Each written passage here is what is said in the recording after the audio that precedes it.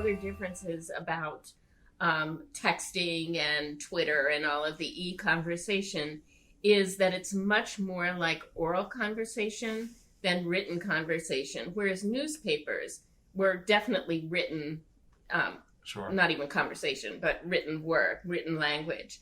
But that had a thesis statement, they had an introduction, that was well thought out and laid out in the ideas. Exactly, and the language itself was more formal, complete sentences, and no swear words, no all of that kind of stuff. It was much more formal. That's not the case with eLanguage at all. It is really the way people speak, and in fact, the people who do it best, which are arguably younger people, are the people who get it closest to oral conversation.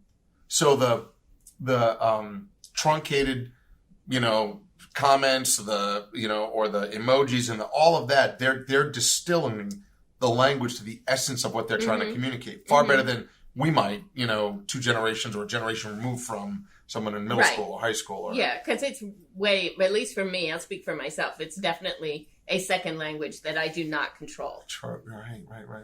Which becomes another interesting challenge is that, school administrators, whether you're in university or in K-12, are, our generation, right? And they are caring for and supporting a younger generation. And they're communicating differently. So Absolutely. we're trying to, Social Sentinel in part is trying to distill and translate and understand so that we can understand what they're saying. What are your colleagues in the American Dialectical Association? Dialect Society, I'm sorry. That's okay. Or, other linguists across the country. Do you get together and scratch your head that the end of good language as we know it is near? I mean, oh my goodness, no. No, absolutely not. We really like studying what happens. We are not in it to control language at all. That's a whole different group of people. Politics. Often writers, formal writers. I was actually just looking this morning at a video clip of John Simon, I think his name is, the movie or theater critic, and also one of the great prescriptivists who just absolutely bemoans any kind of language change.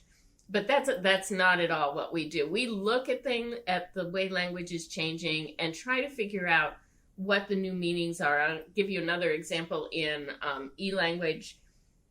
One thing that people my age complain about when they look at tweets and even emails sometimes now is the lack of punctuation, right? So it's really sloppy.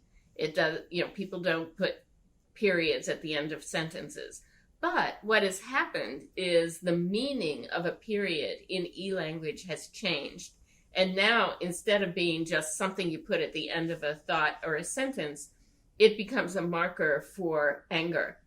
So if you put a period at the end of text in some groups, not, again, people my age, that means you're angry at someone, or you're being, because it's formal. And you're formal with people you want to distance yourself from. Oh. And therefore, you leave off the period, that means we're fine.